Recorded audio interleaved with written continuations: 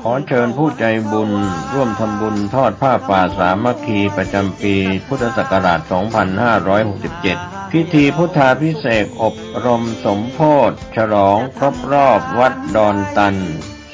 286 ปี ถวายเสนาสนะศาลาบำเพ็ญบุญศรัทธาอุปถัมภ์ห้องน้ำกำแพงวัดหอเสื้อวัดดอนตันปอยเถาะและทำบุญอายุวัฒนมงคลทอดถวายณวัดดอนตันตำบลเหมืองแก้วอำเภอแม่ริมจังหวัดเชียงใหม่ตรงกับวันเสาร์ที่ 6 เมษายน พุทธศักราช 2567 พิธีบวงสรวงใหญ่มหามงคลในวันอาทิตย์ที่ 7 เมษายน พุทธศักราช 2567 พิธีพุทธาภิเษกถวายเสนาสนะและวันมหาสิทธิโชคก็ขอเชิญชวนผู้ใจบุญใจกุศลร่วมงานทำบุญทอดผ้าป่าสามัคคีของวัดดอนตันตำบลเหมืองแก้วอำเภอแม่ริมจังหวัดเชียงใหม่ 6 และ 7 เมษายน พุทธศักราช 2567 โดยพร้อมเพรียงกันกระทำความดีเรื่องนี้ไม่ต้องอายใคร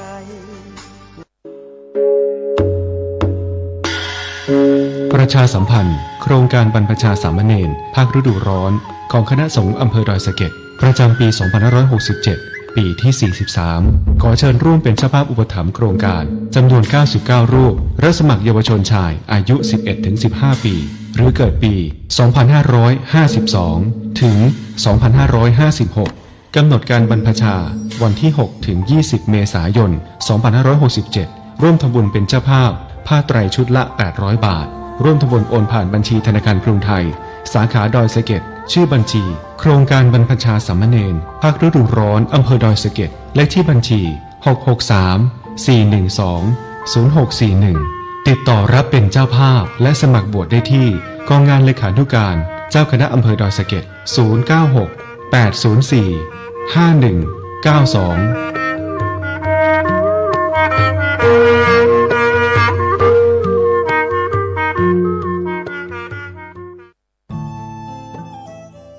ท่านกำลังติดตามรับฟังสถานีวิทยุกระจายเสียงพระพุทธศาสนาแห่งชาติและสังคมคลื่นเพื่อการศึกษาพระพุทธศาสนาและวัฒนธรรมระบบ FM 104.5 เมกะเฮิรตซ์รายการต่อไปเป็นรายการคดีโลกคดีธรรมเป็นศาสนาสำหรับชาติเราศาสนาในสมัยนี้เป็นของที่แยกจากชาติไม่ได้เป็นความจำเป็นที่เราทั้งหลายผู้เป็นไทยจะต้องมั่นคงอยู่ในศาสนาพระพุทธซึ่งเป็นศาสนาสำหรับชาติเราพระพุทธศาสนาก็ดีหรือศาสนาใดก็ดีที่ตั้งมั่นอยู่ได้ก็ด้วยความมั่นคงของผู้เลื่อมใสตั้งใจที่จะรักษาและข้าพเจ้าพูดทั้งนี้ก็เพื่อชักชวนท่านทั้งหลายอย่างเป็นเพื่อนไทยและเพื่อนพุทธศาสนิกชนด้วยกันทั้งนั้นเพื่อความมั่นคงแห่งพระพุทธศาสนาข้าพเจ้ารู้สึกว่าได้ทำหน้าที่สมควรแก่อุปถัมภ์พระพุทธศาสนาเราจะตั้งใจรักษาศาสนาของเราด้วยชีวิตและถ้าท่านตั้งใจจะช่วยข้าพเจ้าในกิจอันใหญ่นี้แล้วก็จะเป็นที่พอใจข้าพเจ้าเป็นอันมากเพราะฉะนั้นเป็นหน้าที่ของเราทั้งหลายที่จะช่วยกันบำรุงรักษาพระพุทธศาสนาอย่าให้เสื่อมสูญไป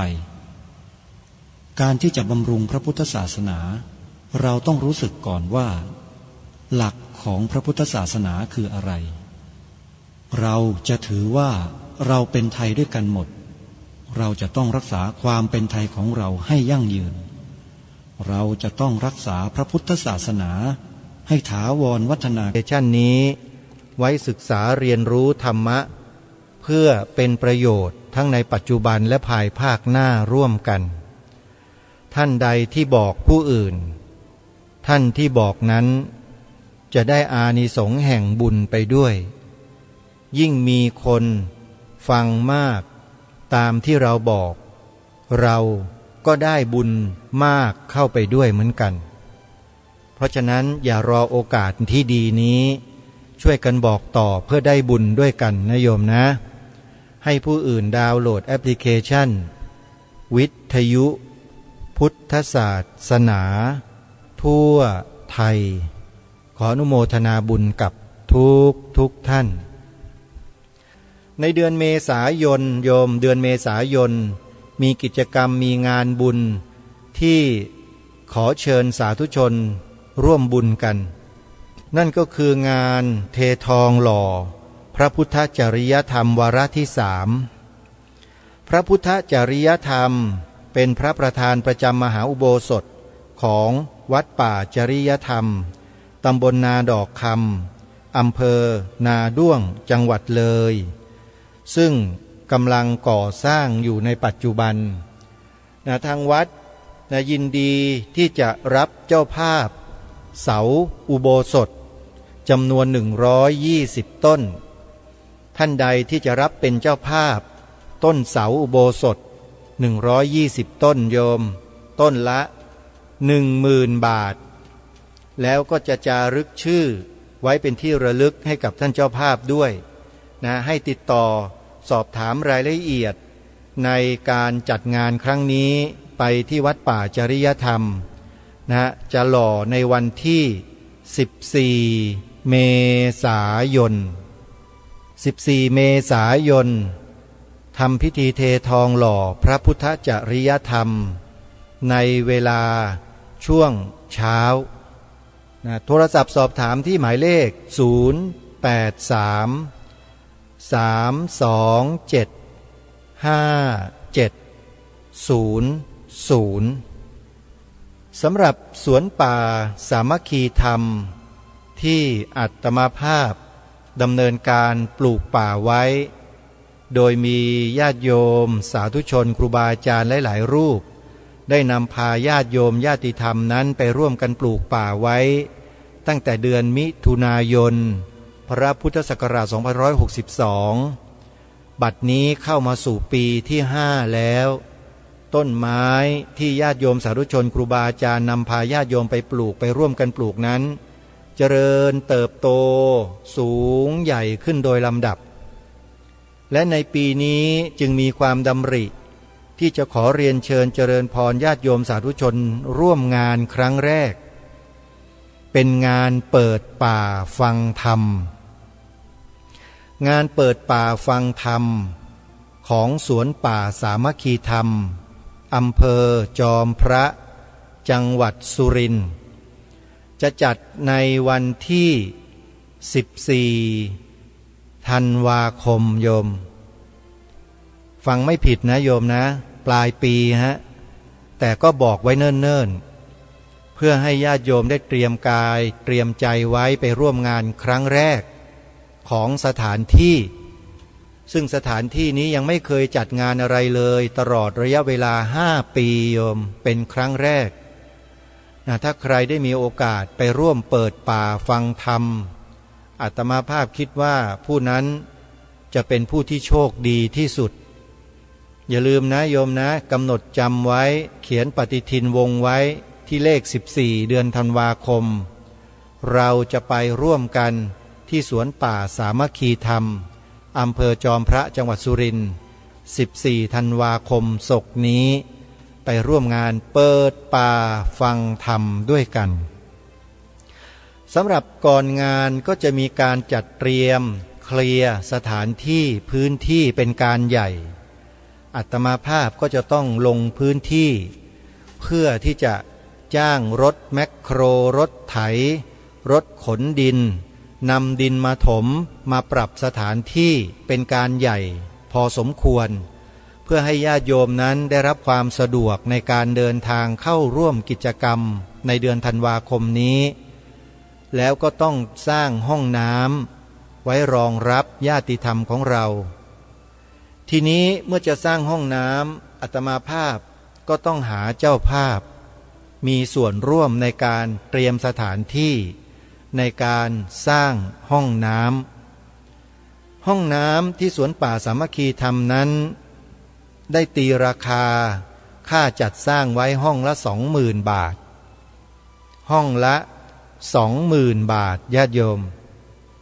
เพื่อให้เกิดความสะดวกในการใช้สอยอาตมาภาพเลยตั้งข้อกำหนดไว้ว่า จะสร้างสักประมาณ10 ห้องในเบื้องต้นก่อน เพราะเกรงว่าจะไม่มีเจ้าภาพหรือมีน้อยแล้วจะไม่สามารถสร้างได้ตามที่เราต้องการแต่ถ้าถามว่าจริงๆแล้วต้องการจะสร้างกี่ห้องอาตมาภาพต้องการจะสร้าง20 ห้องแต่ทางทีมงานปรึกษาหารือกันแล้วว่าเราคงจะมีงบประมาณไม่พอแน่ทำแค่พอทำได้ก่อนบอกบุญญาติโยมให้ร่วมด้วยช่วยกันบริจาคมากบ้างน้อยบ้างบางท่านบางคนก็ทำเป็นห้องละ20,000มีชื่อเจ้าภาพติดไว้บริเวณป้ายป้ายรวมนะโยมไม่ติดไว้หน้าห้องน้ำนะจะติดชื่อไว้ที่ป้ายรวมว่าเป็นเจ้าภาพสร้างห้องน้ำเหล่านี้ไว้ก็จะขึ้นป้ายให้สำหรับญาติโยมที่จะมีส่วนร่วมคนละ5 บาท10 บาท20 บาท50 บาท100 บาท200 300ก็แล้วแต่โยมก็สามารถโอนปัจจัยเข้ามาร่วมทำบุญได้เลยเพราะเดี๋ยวในเดือนเมษายนนี้ก็จะเริ่มเข้าพื้นที่แล้วก็จะเริ่มปรับพื้นที่ขนดินขนอะไรมาลงแล้วก็เกรดให้มันเสมอเพื่อที่จะเตรียมรองรับฤดูฝนเมื่อนำดินเข้ามาปรับพื้นที่แล้วฝนตกดินก็จะเซ็ตตัวดินก็จะแน่นขึ้นแล้วต่อไปการใช้งานในพื้นที่ก็จะสะดวกก็ง่ายยิ่งขึ้นเพราะฉะนั้นถ้าใครจะมีส่วนร่วมในการปรับปรุงพื้นที่ในการเป็นเจ้าภาพร่วมสร้างห้องน้ำญาติโยมสามารถที่จะโอนปัจจัยเข้ามาร่วมบุญได้ทันทีที่ธนาคารไทยพาณิชย์สาขาบางลำพูเลขบัญชี11421499897บัญชีธนาคารไทยพาณิชย์สาขาบางลำพูเลขบัญชี11421499897ชื่อบัญชีพระปลัดณรงค์ฤทธิ์โยมโอนปัจจัยเข้ามาที่บัญชีส่วนตัวของอาตมาภาพจะนำปัจจัยไปจัดทำเตรียมสถานที่ทำห้องน้ำอะไรต่างๆให้กับญาติโยมนั่นแหละที่จะเดินทางไปร่วมงานทำไว้ต้อนรับญาติโยมเป็นห้องน้ำของญาติโยมนะใครจะเป็นเจ้าภาพก็ขอเชิญได้หรือท่านใดจะโอนทางพร้อมเพย์ก็สามารถโอนเข้ามาได้ที่หมายเลข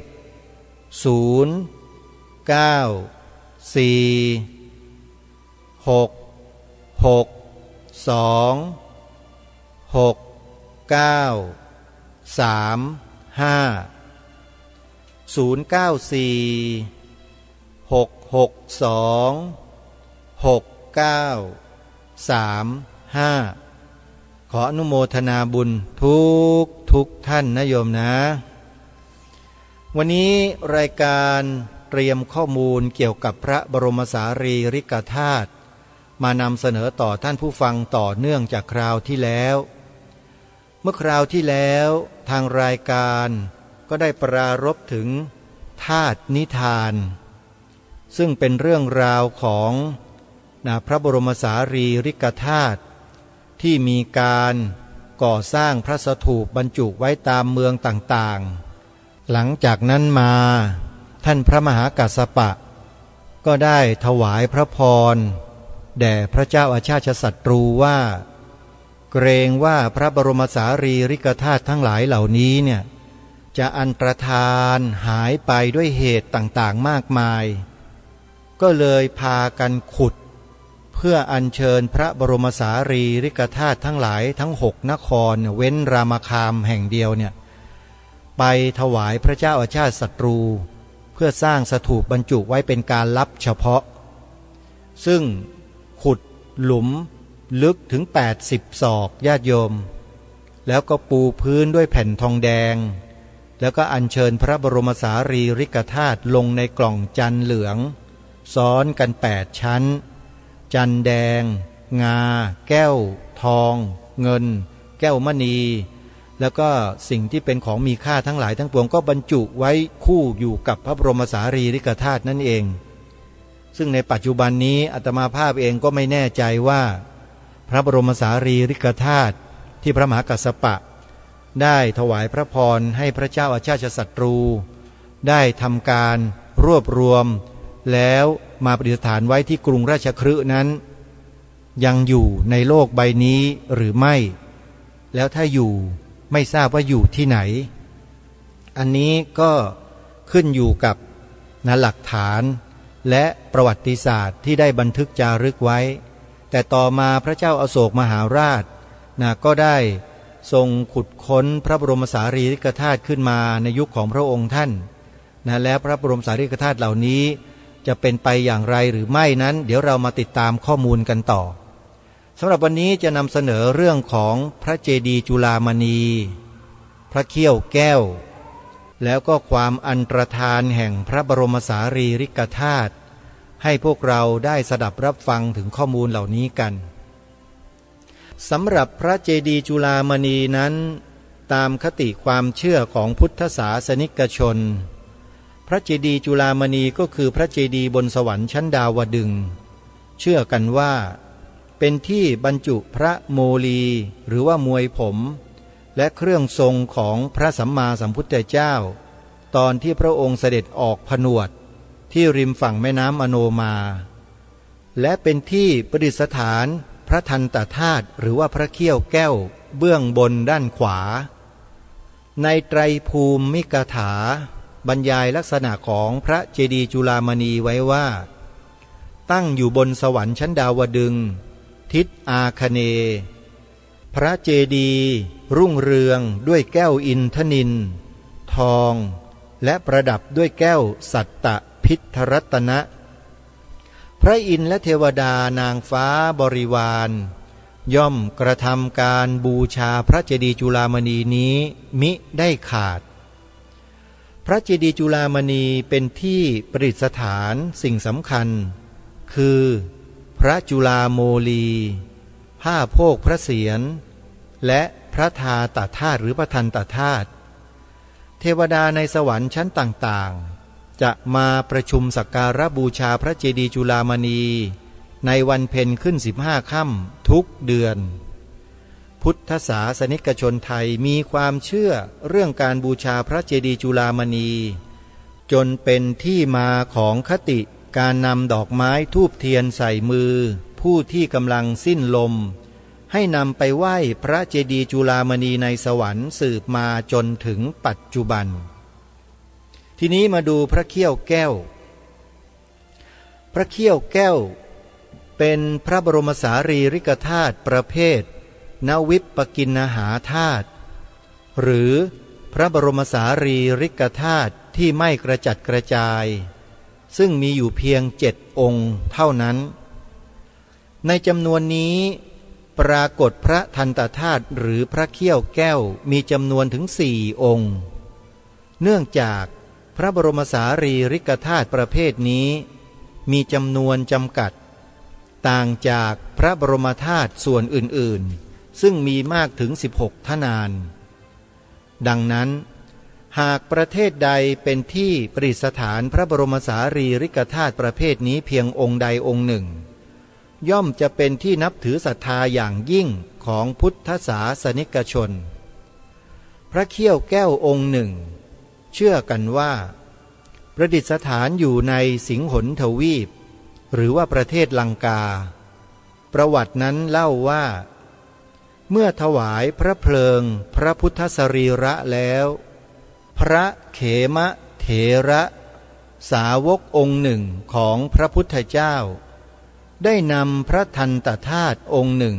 จากเชิงตะกอนไปถวายพระเจ้าพรหมทัตแห่งนครกาลิงคะหรือเมืองกลิงคราชพระเจ้าพรหมทัตทรงสร้างวิหารหุ้มด้วยทองประดิษฐานมาหลายชั่วกษัตริย์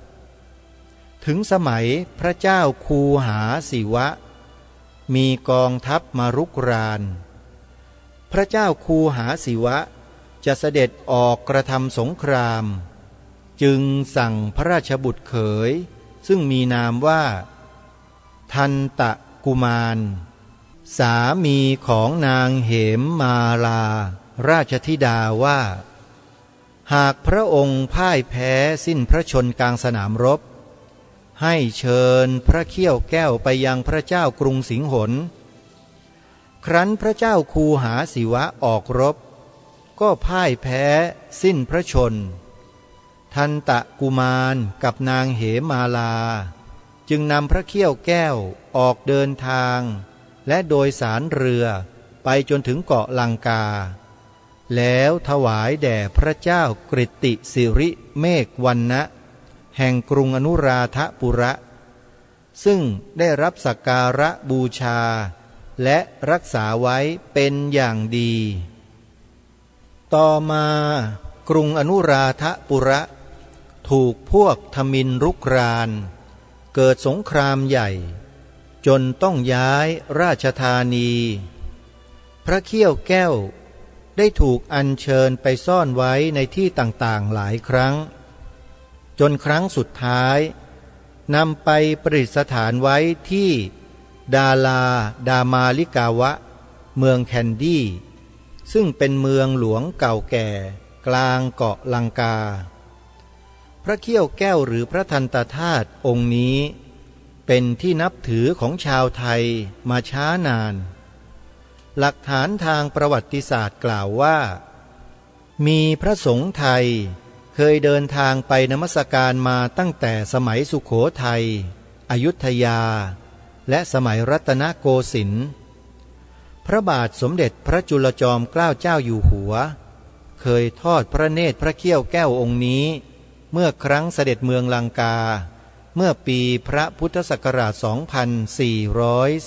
2440 และนี่ก็เป็นพระทันตธาตุเพียงองค์เดียวที่เราทราบประวัติความเป็นมาว่ายังคงอยู่ในโลกมนุษย์ของเราและได้ประดิษฐานอยู่อย่างถาวรที่ประเทศศรีลังกาท่านสาธุชนผู้ฟังทุกท่านเป็นข้อที่น่าคิดอยู่ประการหนึ่งว่าพระบรมสารีริกธาตุในส่วนต่างๆของพระสัมมาสัมพุทธเจ้าก็ดีไม่ว่าจะประดิษฐานอยู่ณเมืองใดแห่งหนตำบลใดก็แล้วแต่ก็ไม่ได้หมายความว่าประเทศนั้นเมืองนั้นสังคมนั้นจะพ้นจากภัยสงครามศรีลังกาถึงแม้ว่าจะเป็นสถานที่หรือเป็นประเทศที่ประดิษฐานพระเขี้ยวแก้วของพระสัมมาสัมพุทธเจ้าไว้ก็จริงแต่ศรีลังกาเองก็ถูกอังกฤษล่าอาณานิคมแล้วก็ตกเป็นเมืองขึ้นของอังกฤษแล้วประเทศอังกฤษก็ทำลายรากเหง้าวัฒนธรรมของประเทศศรีลังกาไปจนเกือบหมดสิ้นเลยนี่คือสิ่งที่เกิดขึ้นจริงแต่ความมหัศจรรย์ก็เกิดขึ้นจริงเหมือนกันว่าประเทศศรีลังกาก็ได้สามเณรสรณังกรรูปเดียวที่เหลืออยู่กอบกู้พระพุทธศาสนากลับคืนมาให้กับประเทศศรีลังกาได้จะบอกว่าพระเขี้ยวแก้วหรือพระบรมสารีริกธาตุของพระสัมมาสัมพุทธเจ้าไม่มีผลอะไรเลยกับการบ้านการเมืองเราก็ไม่สามารถจะฟันธงลงไปได้เหมือนอย่างประเทศไทยของเราเนี่ยอาตมาภาพเชื่อนะอาตมาภาพเชื่อมั่นว่าในประเทศไทยเราเนี่ยมีพระบรมสารีริกธาตุของพระสัมมาสัมพุทธเจ้าที่เป็นส่วนที่ไม่มีการเปลี่ยนแปลง1 ใน 7 ชิ้น 7 องค์นั่นน่ะอยู่ในประเทศไทยเราแต่ไม่เป็นที่เปิดเผยเท่านั้นเองโยมทำไมเชื่ออย่างนั้นก็เพราะประเทศไทยเราเนี่ยอยู่รอดปลอดภัยมาได้ด้วยพระพุทธบารมีของพระสัมมาสัมพุทธเจ้าโดยแท้นะทำไมจึงกล้าพูดเช่นนั้นโยม เพราะเหตุว่าพระบรมสารีริกธาตุในเมืองไทยเนี่ยมีอยู่เป็นจำนวนมากที่สุดในโลกอันนี้กล้าพูดได้เลยว่ามากที่สุดในโลกอย่างน้อยๆเนี่ยนะฮะบริเวณพระบรมสารีริกธาตุในส่วนของกระดูกไหปลาร้าหรือว่ากระดูกหน้าอกประดิษฐานอยู่ภายในพระเจดีย์พระธาตุพนมอันนี้แน่นอนของจริงของแท้อยู่ที่นี่ฮะและพระธาตุอื่นๆอีกล่ะไม่ว่าจะเป็นภาคเหนือภาคอีสานภาคกลาง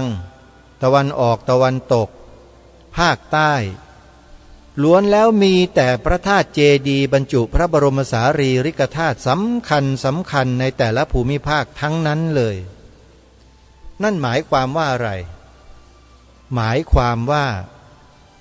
พระบรมสารีริกธาตุของพระสัมมาสัมพุทธเจ้าเรานั้นมิได้มีอยู่แห่งใดแห่งหนึ่งเท่านั้นแต่มีอยู่ไปทั่วทุกหนแห่งของผืนแผ่นดินไทยของเราด้วยเหตุนี้จึงมีความเชื่อว่าส่วนหนึ่งที่ทำให้ประเทศไทยของเราไม่ตกเป็นเมืองขึ้นของพวกล่าอาณานิคมยักษ์ใหญ่2 ประเทศคืออังกฤษกับฝรั่งเศสนั้นก็เพราะพระพุทธบารมีของพระสัมมาสัมพุทธเจ้าโดยแท้ไม่เชื่อไม่ได้จะต้องเชื่อเอาไว้เพราะพระบรมสารีริกธาตุแต่ละองค์นั้นมีเทพพยดาคุ้มครองเยอะแยะมากมายมหาศาลเลยญาติโยมน่าจะเป็นไปได้ว่าเทพพยดาสัมมาทิฏฐิเหล่านั้นเนี่ยคอยที่จะดลจิตดลใจให้ลูกหลานคนไทยเราทั่วทุกภูมิภาคของประเทศเนี่ยรวมใจกันเป็นน้ำหนึ่งใจเดียวกันรู้รักสามัคคีปกป้องผืนแผ่นดินประเทศชาติพร้อมด้วยพระพุทธศาสนาและพระสถาบันพระมหากษัตริย์เอาไว้ได้โดยไม่ตกเป็นเมืองขึ้นไม่เป็นขี้ข้าของฝรั่งเศสกับอังกฤษในยุคนั้น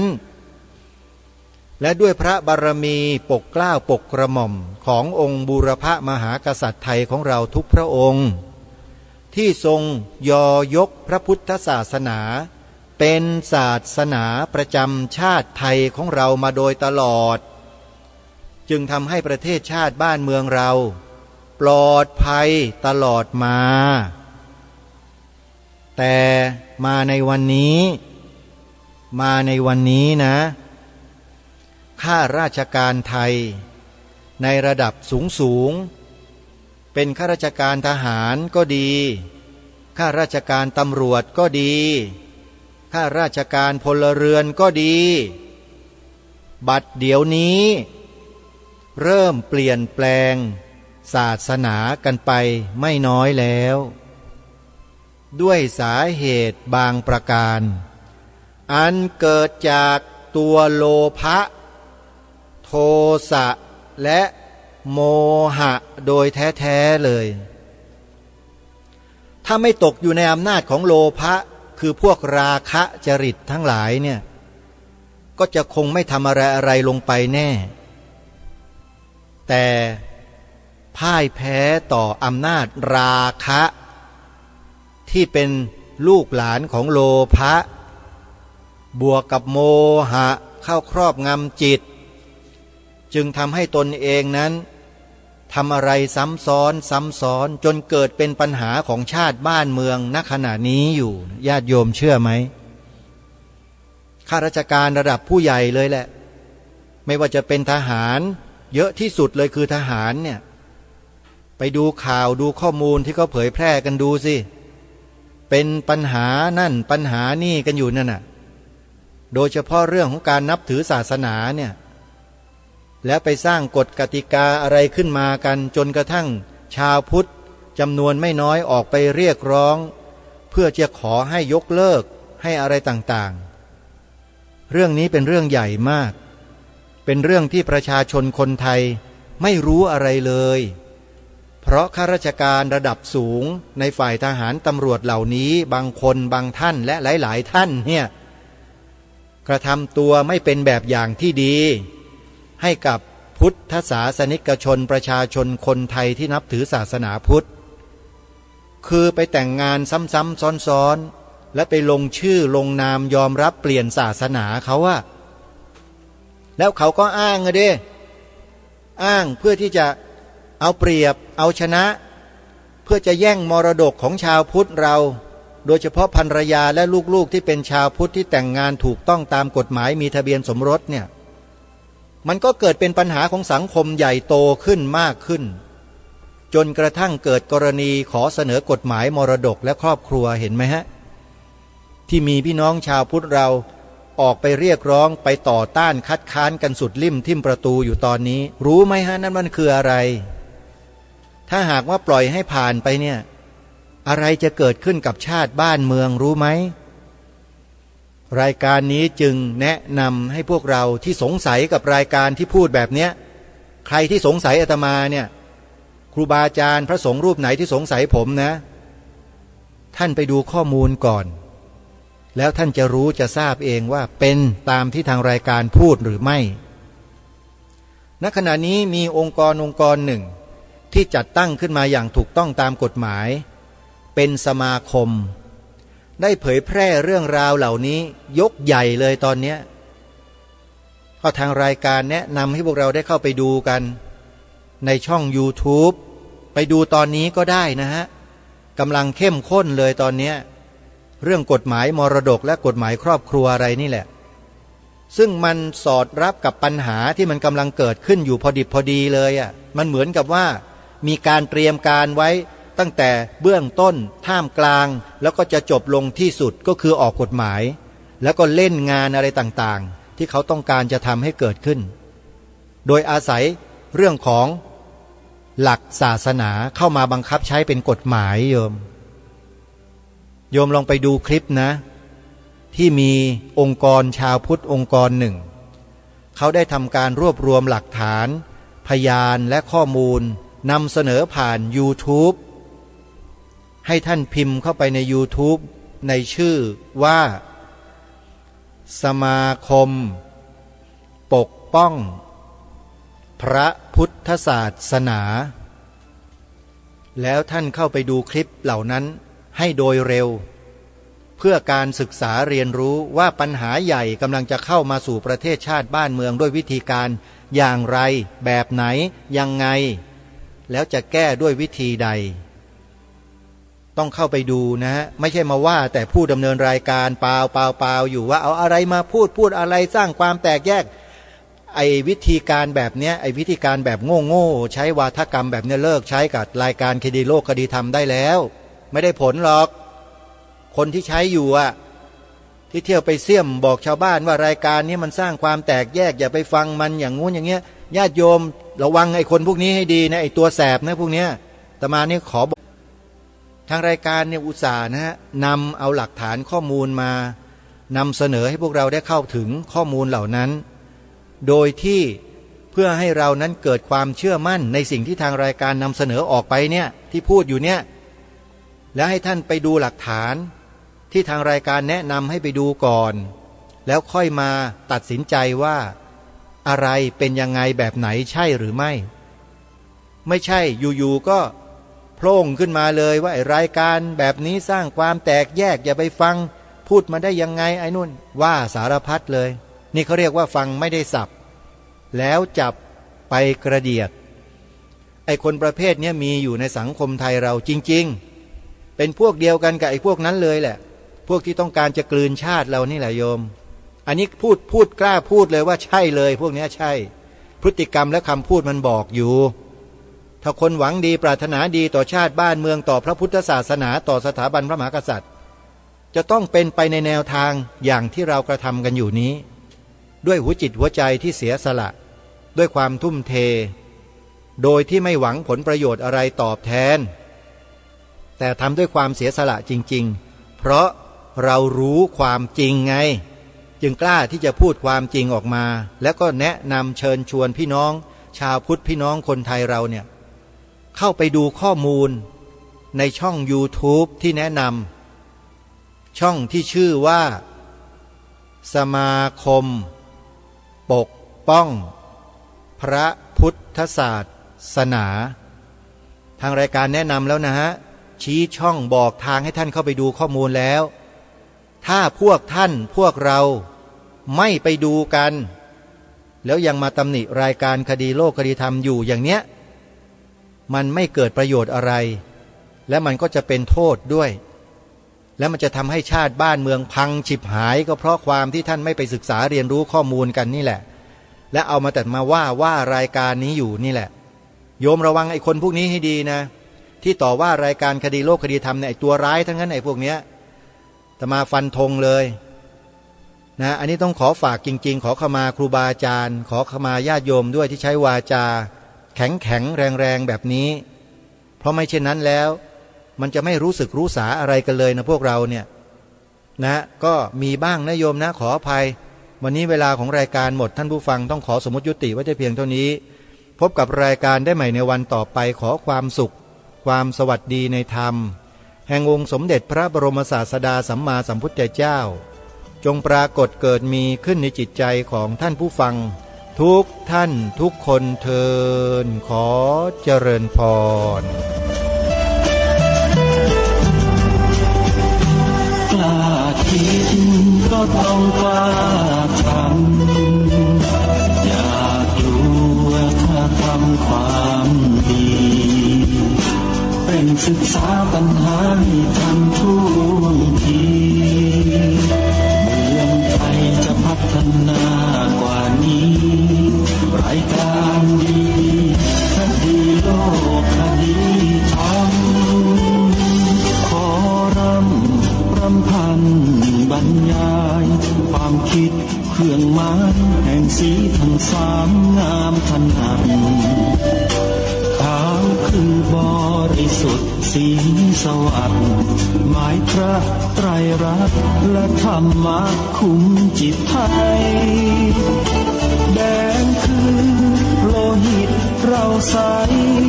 ซึ่งยอมสละได้เพื่อรักษาชาติศาสนาน้ำเงินคือสีโสภาอันจอมประชาถ้าโปรดเป็นของส่วนองค์จับริ้วเข้าเป็นไตรรงค์ถึงเป็นสีธงที่รักแห่งเราชาวไทยทหารอวตารนำไปยงยุทธวิชัยวิชิตต่อชูเกียรติสยา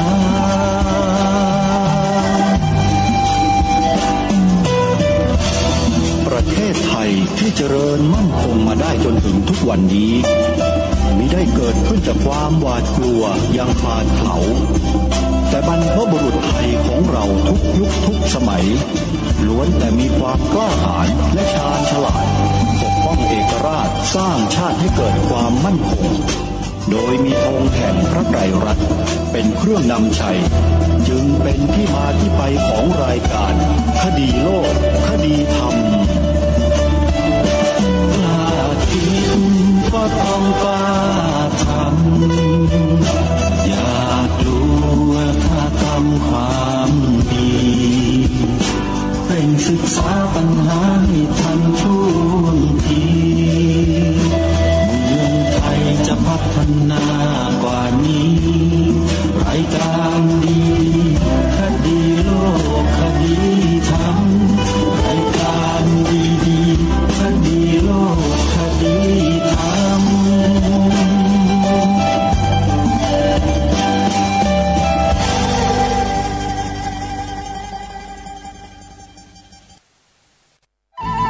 ที่จบไปแล้วนั้นเป็นรายการคดีโลกคดีธรรมดำเนินรายการโดยพระครูปลัดณรงค์ฤทธิ์ประชาสามเณรทั่วไทยที่เข้ามามีบุญทุกคน ป เปิดรับสมัครแล้วโครงการบวชสามเณรภาคฤดูร้อนปีที่ 19 ณ วัดห้วยตองสักอำเภอจอมทองจังหวัดเชียงใหม่หรือศูนย์และวัดใกล้บ้าน สามเณรเราก็สามณะ โครงการบวชสามเณรเพื่อส่งเสริมให้เด็กเยาวชนไทยมีศีลธรรมว่าง่ายสอนง่ายเชื่อฟังพ่อแม่และครูอาจารย์ปิดเทอมเติมธรรม ปิดเทอมนี้ว่างกันเลยจะชวนมาบวชสามเณร เป็นหน้าที่ของผู้ปกครองทุกท่านมาช่วยกันอบรมให้เยาวชนลูกหลานของเราให้เป็นคนเก่งไป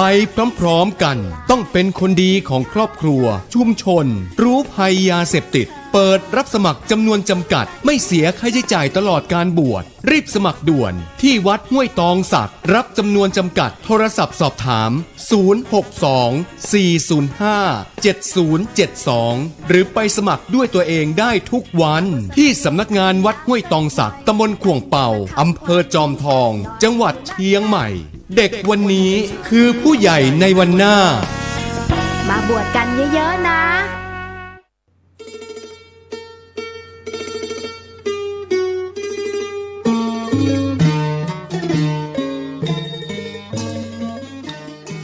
ข่าวสารเพื่อการประชาสัมพันธ์ขอเชิญร่วมทำบุญทอดผ้าป่าสามัคคีบารมีธรรมในพิธีงานยกยอดฉัตรหลังคาวิหารวัดชัยสถานป่าเศร้าน้อยตำบลสันปุเรยอำเภอดอยสะเก็ดจังหวัดเชียงใหม่ตรงกับวันจันทร์ที่ 15 เมษายน พุทธศักราช 2567 ช่วงเช้า 9:30 นาทีวิหารวัดชัยสถานป่าเศร้าน้อยหลังจากคณะสงฆ์คณะศิษย์คณะศรัทธาของวัดชัยสถานป่าเศร้าน้อยภายในภายนอกร่วมกันบูรณะในช่วงที่ผ่านมาจึงมีกำหนดที่จะได้ยกยอดฉัตรหลังคาวิหารจันทร์ที่ 15 เมษายน พุทธศักราช 2567 ช่วงเช้า 9:30 นาทีเป็นต้นไปท่านที่จะสอบถามรายละเอียดและร่วมทำบุญติดต่อได้ที่พระครูประภัชชัยคุณเจ้าอาวาสวัดชัยสถานป่าเศร้าน้อยเจ้าคณะตำบลสันปุเรยเขต 2 อำเภอดอยสะเก็ดจังหวัดเชียงใหม่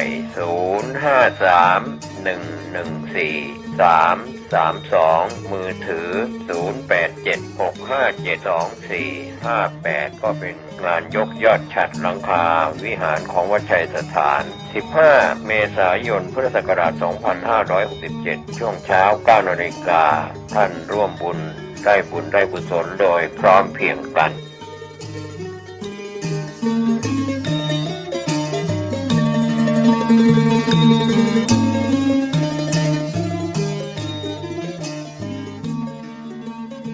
ศรัทธารวมสามัคคีพี่น้องพระสิงห์ในแดนสถานเจริญสุขศรัทธาสาธุชนพุทธบริษัททุกท่านวัดพันอ้นขอเชิญทุกท่านรวมใจเป็นหนึ่งเดียวเพื่อทำบุญทอดผ้าป่าสามัคคี